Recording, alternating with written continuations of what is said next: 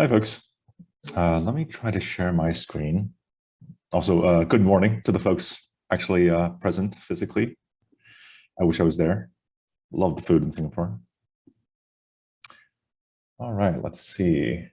I think press this button. Actually, let me try to get my notes up. Present review. Okay, great. All right, hopefully, yes, you can see me. All right. Hi, everyone. Thanks again for inviting me. It's my great pleasure to be here. I'll be presenting this recent work called Clause2Game, modeling contract clauses with composable games. This is joint work with Megan Ma of Stanford and Philip Zahn of the University of St. Gallen. I myself am a computer scientist and mathematician at the University of Oxford.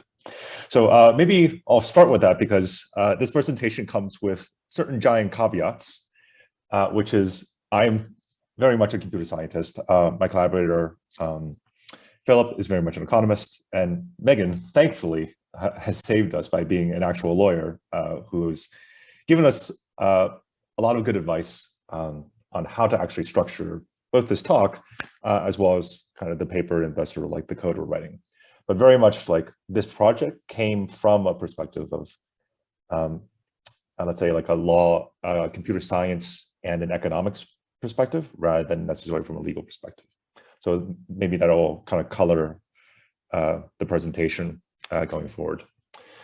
So long story short, the genesis of this paper and this research really came about as we were thinking about how to build game theoretic models. So Philip is very much a game theorist, and I think about like sort of like principles of software engineering.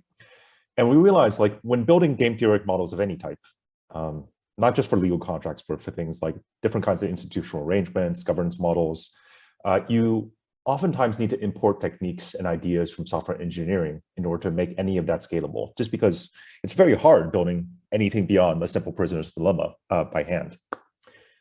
In this case, we used a particular form of game theory called compositional game theory, which is something really just a piece of mathematics that was invented in like around 2018, around 3 to 4 years ago, to sort of support that translation, to build software concepts to make game theoretic models more scalable.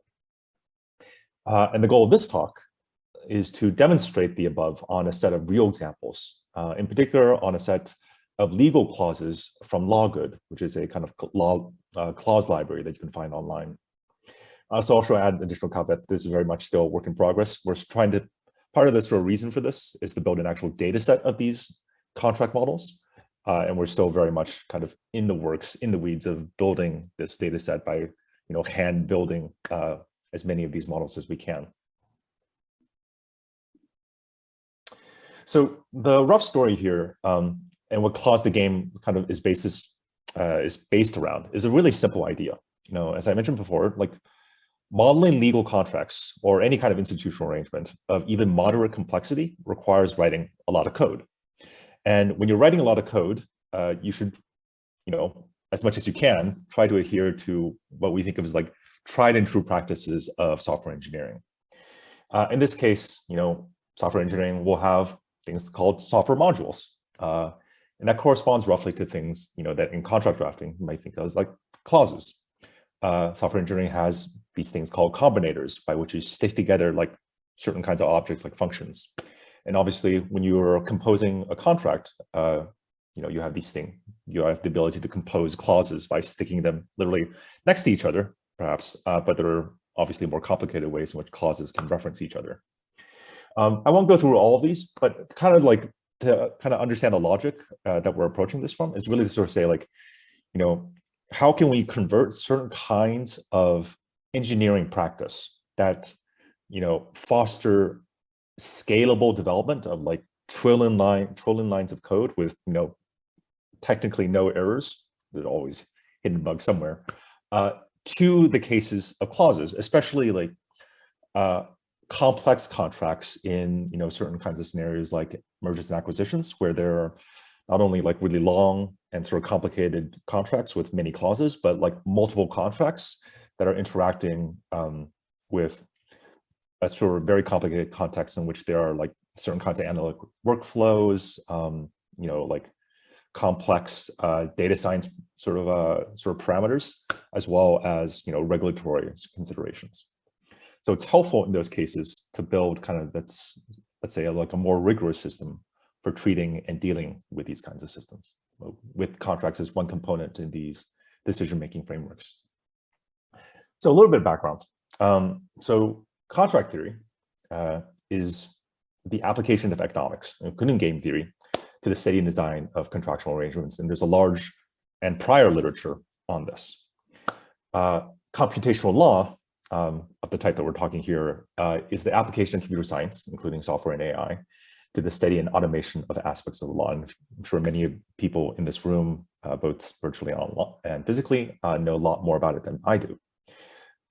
However, the claim is that contract theory typically does not model whole contracts due to the practical limitations of building these things by hand.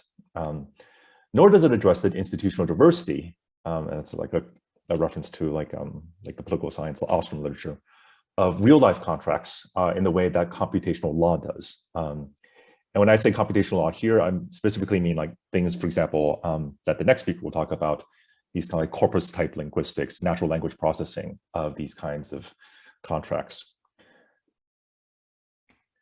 So how can we solve this? Or how can we scale up contract theory to address these kinds of institutional diversity or the sort of practical multi-dimensional sort of aspects of like real life contracts? We introduced something called compositional game theory, which is a mathematical framework for composing small games into bigger games in a way that emphasizes the modularity of these kind of objects, but also preserves like typical things you would want your games to preserve, such as Nash equilibria. So if you take a small game, compose it with another small game, you get a bigger game that you can similarly compute natural equilibria on.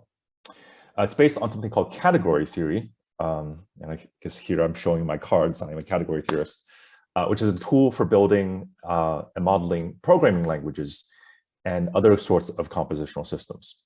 And the key objects in this mathematical framework are what we call open games, which have, you can think of like games with dangling inputs and outputs. Traditional games that you'll find in game theory are typically what we call closed, meaning all the variables are filled in, all the sort of things are determined, and you can sort of evaluate it, like push a button and evaluate things like equilibrium. More recently, compositional game theory was turned into a software library, which is the basis of the Clause2Game software library / dataset for modeling and prototyping formal games. And it's being piloted for use. For example, we're doing some work with the Ethereum Foundation to verify smart contracts, very different from legal contracts. And it comes kind of very nicely with a set of a kind of diagrammatic language for talking about the process.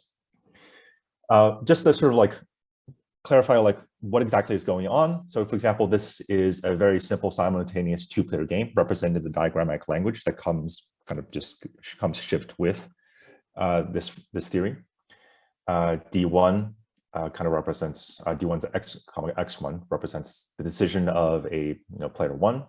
This represents the decision of player two, and Q kind of represents an outcome function or a reward function that, given a play x1 and a play x2, returns utilities to these two players. And this is what we call a closed game. And an open game is something very simple. It's just where you cut off the ends of these things and you leave these things to be undetermined. Though, of course, the interfaces are actually quite specified, and that's quite important in how we sort of define and design and sort of program these games. There's also, for those of you who have computers in front of you or are interested in messing around with some code, there's an actual Haskell library that you can play around with, and you can see the existing data set by navigating to the example section at this link. I would just encourage you to take a look and see what's there.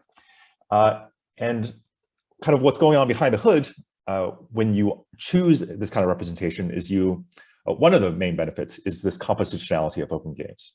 So you can build, remember I was talking about building small games, taking small games and building them into larger ones. And here are a set of, like, let's say, generic operations that define a language for building these small games out of the large games out of smaller ones. So you have serial composition, or just composition, I suppose, where you take two games, let's say A and B, and you just stick them together by taking the inputs, the outputs of one as the inputs of another. And so it's slightly more complicated than that because if you zoom into some of these things, or if you go back here, you know that some of the arrows are moving forward in time and some of the arrows are moving backwards in time. The ones moving forward is just covering like, okay, person plays, move A, and that goes into maybe, into the consideration of another player who needs to make then a subsequent decision. But the arrows going backwards are really describing a kind of like the strategic nature of these games, i.e. people see moves happening, and then they sort of make a strategic consideration or calculation based on the rewards they expect that then sort of reflect, their current moves. So there's like some subtlety going on, but you can still think about these things as just like composing left to right. So this is serial composition. Parallel composition is in some sense much simpler. It's just you have two games, you stick them side by side. One runs here, runs here. There's no interaction, and you can kind of just sum up the rewards. Substitution is also fairly straightforward. If you have a game G, you can sort of like take that, lift it out, and replace it with something that has all the same interfaces. And branching is a little bit more complicated. If I really were going into this, it would be take a little bit more effort. Essentially, this is where if I want to have a game that splits into multiple games, this is an operator that allows you to do that and sort of like keep everything coherent and rigorous. But I won't go too much into the nuance here because it gets a little bit complicated. And this is the kind of thing you can build with that kind of framework. So this is an example from actually kind of like a paper really on from the institutional science literature. So this is modeling a case, an actual case observed in Nepal, where a set of farmers, are living on a river. Farmer A is at the top of the river.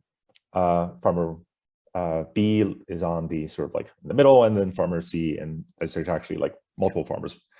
And these farmers have a choice. They can either what we call crack or flood, which is just take the normal amount of water that they need, or a little bit less than they would ideally want, or they use as much water as they like. And obviously, water from this river is a limited resource, and it's common like a common pool resource governance problem. So in this particular diagram is representing a game theoretic model of the farmers, their governance, the decisions they make over sort of certain plots of land, 1, 2, 3, and then a monitor, which is actually selected from one of the farmers that is monitoring their decision, and then sort of reflecting some sort of punishment. You can see like substitution happening here. If you zoom into any one of these plots, you see there's a slightly more complicated game being played here, where there's a decision being made by farmers who then get a certain amount of upstream water. Then they need to make a calculation whether like, is the monitor actually working, or is it shirking? Anyways, it can get arbitrarily complicated as you dig into these games, and it's kind of illustration of how complicated and why these kinds of games get more complicated, because there's different sort of sub games getting played, or different sort of components that need to get stitched together. So the question here, getting to the sort of more legal side, is do legal contracts demonstrate this kind of modular compositional structure? Or another way of sort of phrasing similar question is, what is clause composition, which, in some takes is comprised around 90% of contract authoring or contract drafting, actually look like in practice? The long and short of it is that we kind of expect it to be quite difficult to model clause composition, like legal clause composition, directly using composition operators in compositional game theory. Partly because clause composition is not a very well-defined or rigorous kind of process. So there's quite a bit of hacking that needs to go on, or quite a little bit of programming. So the background here. So we built our tool on top of an existing data set called Loggood. So Loggood is a clause library that serves as a practice tool for drafting contracts using market standards. And the let's say the data structure of the Logo library is that they have a bunch of different clauses like force majeure or limitation of liability in this case, or subcontracting. And then for each clause library, they have a set of clauses where importantly, each clause comes with what they call a position, or what I think of it as a kind of favorability rating. That says this is how favorable this clause is for contract for the one contract party versus another contract party. And from an economics point of view, this is excellent because it allows us to define a ordinal utility function and then calculate things like Nash equilibria and other kinds of like economic goodies.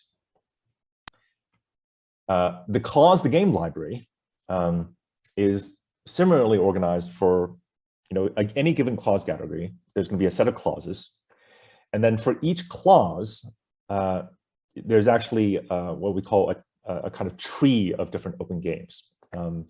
Basically, this has to do with the fact that for each game, there's actually multiple parameters that define the kind of like payoffs or boundary parameters of that game. So there's actually like sort of multiple games attached to every clause because there's different, essentially like ways of modeling it.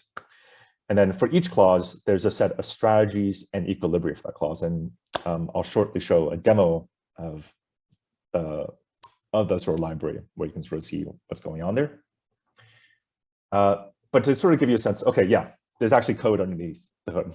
Here's the proof.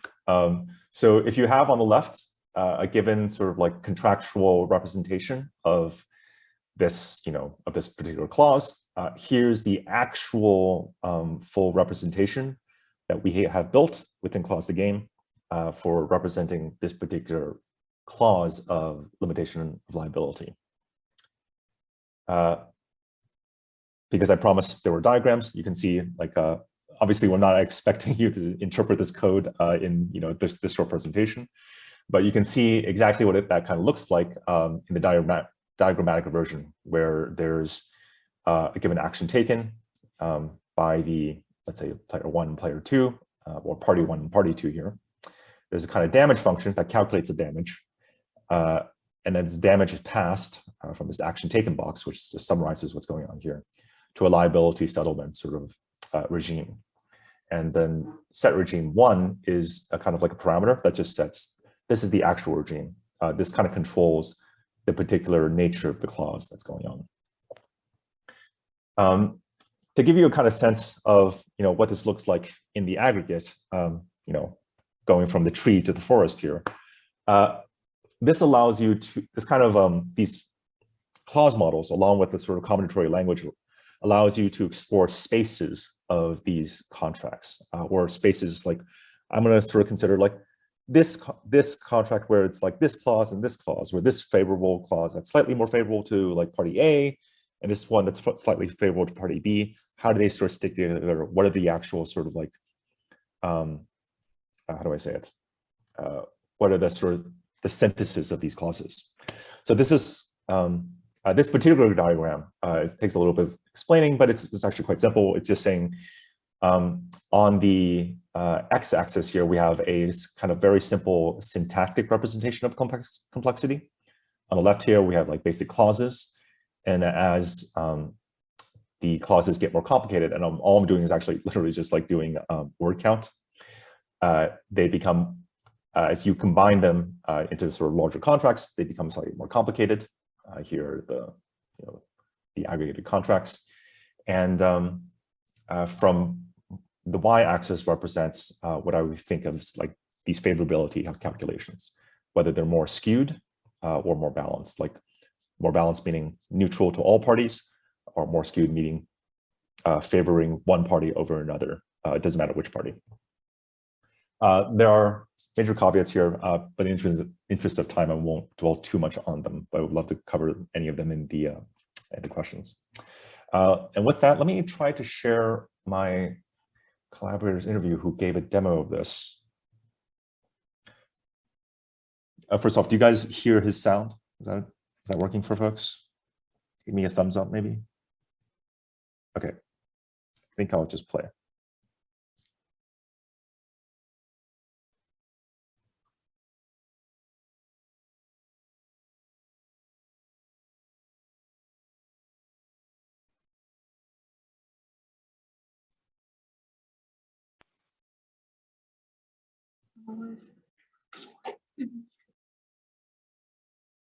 Joshua, can you hear us?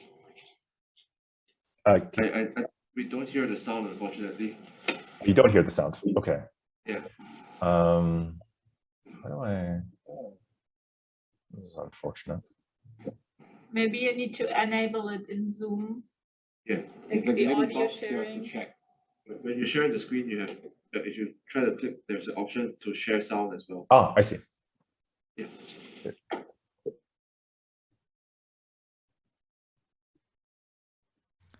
Hi, I'm Philip. Is it working I now? will give you a quick demo of the tool. The tool has two essential parts. One, it allows to model or represent contracts. Second, given that representation, you can analyze these contracts. Before jumping to more complex scenarios, let me start with a simple prisoner dilemma to explain the basic logic of our language. In the white box on the right, you can see some inputs and outputs. Essentially, all interactions in our language are built from a basic component. You can think about it as a piping system where different types of pipes are plugged together to form an overall interaction. For the prisoner dilemma, this is simple. For more complex scenarios, this will be more complicated. Each of these components regulates internally what information is actually created. What happens in what is called G is essentially depicted on the left. So you can see there is the input and feedback and outputs and returns. So the inputs essentially represents the X, there's the output, which is the Y, and there is also the R, which is essentially the information coming back. Inside, you can see there is a similar structure, there are inputs, feedback, operation, outputs, returns. Inside, we are basically telling what is going on in that specific part of the pipeline. Well, for the prisoner dilemma, that looks extremely simple, right? We have two players, they are simultaneously moving. So the only thing we have is in the essence, a player 1, a player 2. They make decision on either to cooperate or defect. Both of their decisions are stored. And then both of them basically get a payoff depending on what actions they take. Yeah, so this is dependent here by the prisoner dilemma matrix. Essentially, all of the modeling we do is in that form. The only thing what this will be about later on, even if things get more complex, is about piping the information flow in the correct way together and then analyzing what is going on. Let me jump to a more interesting and more complex case. So this is an analysis of a contract between two possible parties, a service provider and a client. And the question is, should the service provider be allowed to subcontract? And if so, under which conditions? Now, this is a topic which very often comes or is of relevance in contracts. And of course, it has possible wide economic consequences. For instance, the incentives of each of the parties involved might dramatically change if we allow for subcontracting or not. Okay, as before, the language is the same. Essentially, the specification takes place within these kind of symbols that we had before. So we had inputs, we have feedbacks. And here, I'm not expecting you to read the details, but let me just give you an overview. What you can see is that there is basically a no subcontract, a subcontracting condition, and then there's also a possible subcontract with veto. So that means the service provider can propose to be subcontracting, but the client can say, no, actually, I don't want that. Yeah? So we have kind of a range of different agreements and different kinds of contracts with different economic consequences. Now, importantly, if you look at maybe one part of these components here, so if I'm zooming in on that part, you can see that there is an operation which is called price quality offer. It's essentially about, well, the service provider proposes a quality or certain features of the service he wants to provide and the price. It's basically an offer, right? The idea is that the client observes that offer and then can either accept or not. Good. Now, let me jump to that component here. So this is the same thing as before. It's the price quality offer. But now you can see it again has the same structure as before. It has its inputs, feedback, it has outputs, it has returns, and it has internal structure. So there's this in the first case, there is an operation which is called service provider price, and there's a service provider quality in the second. So again, I can jump to these components. If I do that, you can see there is another game which has exactly the same structure. Yeah? So it has here, it's a dependent decision, and you basically give it a choice between choosing a specific price between some thresholds. So the important lesson to see is that what we are building up is from the bottom up is a more and more complex representation of the contracting situation at hand. This is important because it gives us a model of what is happening. Is this relevant for simple scenarios? Probably not. But if you're negotiating, let's say, a mergers and acquisition agreement, which has multiple dimensions, which has multiple players involved with different incentives, obviously it might make sense from an economic perspective, business perspective, to do such an analysis. So far I've been focused on representing a specific scenario.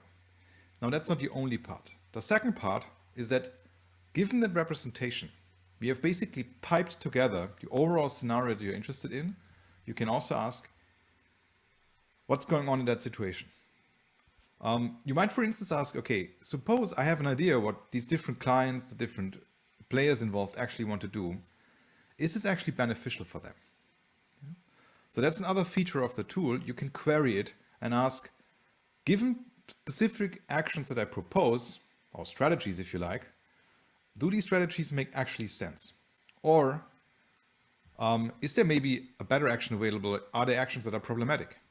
Okay, let me illustrate this. So I'm plugging in here. This will again look cryptic, but essentially what it's doing, it's saying, look at a subcontracting conditions with certain financial statements, with incentives, with different parameters. What is the outcome here? Will they be satisfied? Well, if you do that, you will basically get in that specific case an outcome like this. Well, strategies on equilibrium, which basically gives you an idea of all the actions I can specify, none of the actions available to one of the players can be improved. So if I'm changing one of these conditions, you can suddenly see, oh, wait, something is not in equilibrium. And then what the tool basically provides you with is an indication of where exactly in the contract is a move or an action that will lead to outcomes that are not according to plan. So far, we have directly interacted with the contract. We have provided an input, we have provided a query, and we received an analysis of that. Now there are ways to leverage more of the computational framework in which we work in. We can automate part of that analysis by using the testing framework of the language we work in. That means instead of providing manual input, we can ask the system to provide random inputs, large amounts of random inputs, to check whether the contract makes sense under these different conditions. Let me illustrate this. If I'm using the testing, we will get the following output, and you can directly see the system tells me there is a failure, there are some parameters which do not make sense and for which the contract doesn't work as expected. And you can easily imagine, in that way, we can leverage and we can extend it to much more complex and complicated analysis. Thank you very much.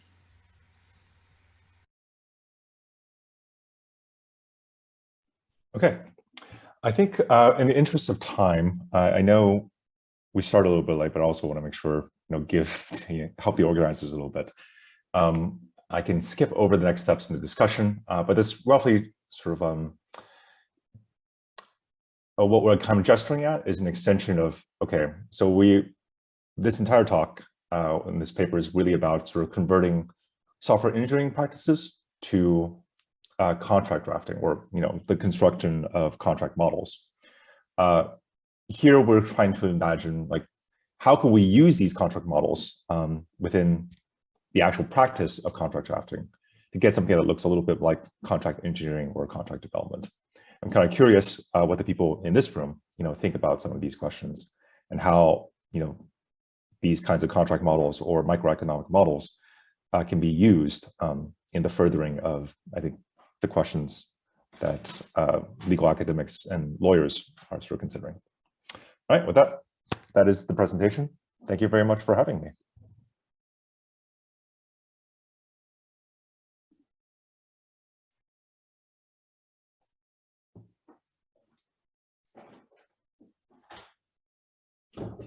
Yes. Thank you. Thanks, Joshua. This is Gerald here. Thank you for the presentation. We have a question from Corina. the audience? Yeah, well, I know that we're kind of almost out of time, but maybe just quickly out of mere interest. So if I understood correctly, you're programming all of this in Haskell, which is a beautiful language, and I really like it.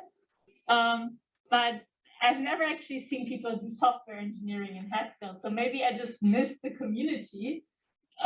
But so, like, what are your considerations, or how do you envisage that to be picked up quickly by other people who might not be as familiar with lambda calculus?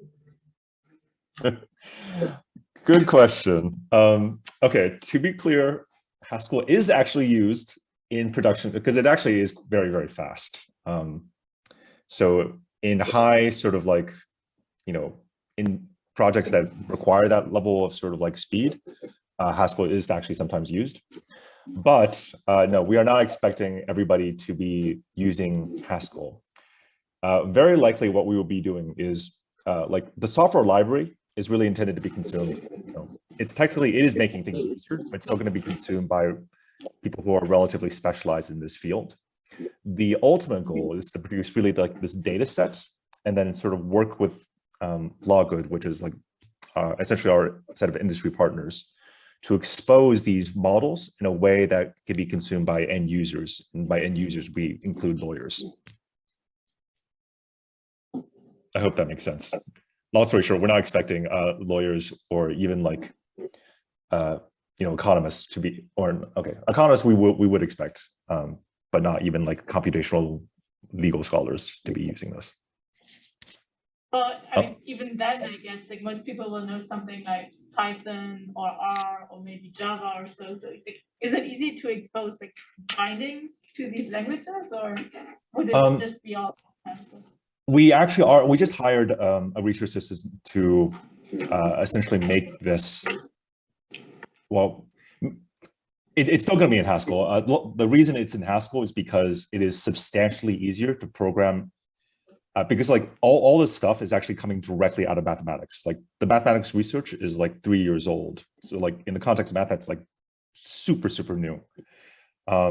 So Haskell is really, really easy.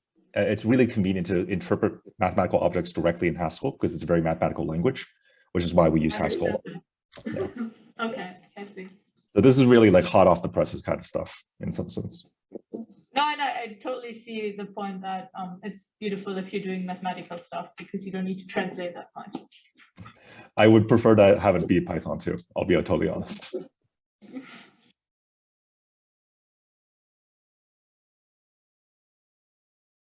Any final questions? Guido? Oh, we have two in chat. Yeah, sorry. If we can, Okay. so next speaker doesn't mind. Can I call upon Professor Guido first? Yeah, my question was that, well, when I look at your slides, it seems to me that the model of composition, it's very, very similar to workflow, business process modeling, and similar. One concern I have is that, well, if you take that approach, then mostly you work on what you have to do. So essentially a business process, a workflow, or that composition specify what you have to do, while in general, contracts and other legal documents, they specify how you do particular things. So how you do particular activities, while contracts specify what you do. And essentially they do not give an order. There is no sequences. I would say in most cases will be just parallel compositions because I would say the vast majority of clauses will be independent of each other. There might be some clauses will be related, but it will be related in different ways. In some cases, they might give definitions to other, but in general, it will be huge parallel. Yeah. I absolutely agree.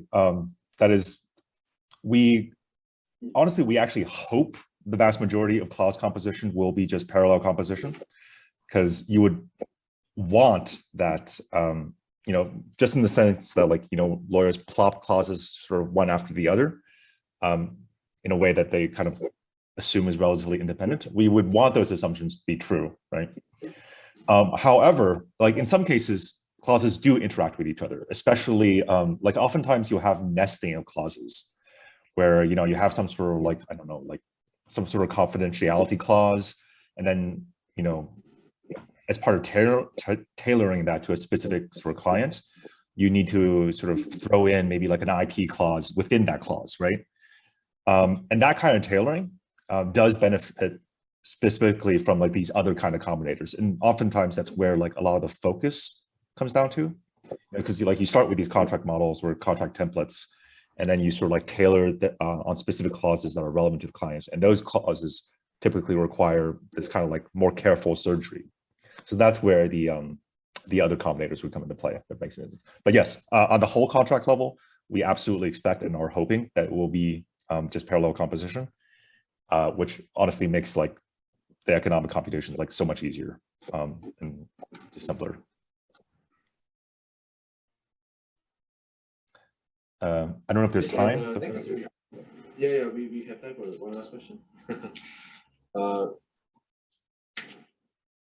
Yeah, Ron. Yeah, I mean, so my question is actually related to that final point. Computing equilibria is known to be a computationally very complex problem. So the question is, do you get any sort of optimization of those computations out of the compositional structure the way that you've done it? The long story is that, okay, simplifying a slightly complicated picture is no. Clause2Game and sort of compositional game theory does not like generate new solution concepts. It's still using the same old plain old Nash equilibria and the sort of like the kind of like brute force approaches to computing that are still like all the same. This is really more at the level of kind of like a software engineering aesthetic. Like that's like really the basic contribution here. It's like this is the we're saying like this is the right sort of conceptual unit or like modular sort of unit for thinking about games. Like they should be organized. Like if you're going to build a game theoretic model of a clause, you should organize it into this thing called an open game, which corresponds to essentially a software module in your software project. And this is how you should sort of start connecting them through these interfaces. That is fundamentally like what we're sort of offering here, along with like stuff that gets built on top of that. It is not the solution concepts.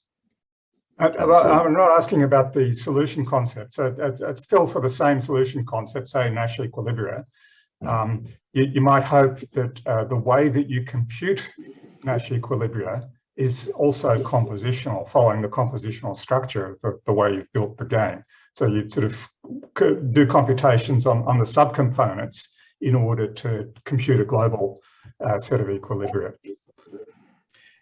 Yeah. So if it's using like the, how do I say it?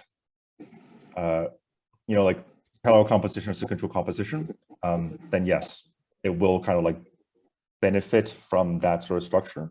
Like the underlying sort of like optimizer sort of tracks that. But generally speaking, if you're doing some like arbitrary sort of like sticking things together in complicated ways, oftentimes if you're like writing to a particular state, it's still just like brute force in a way.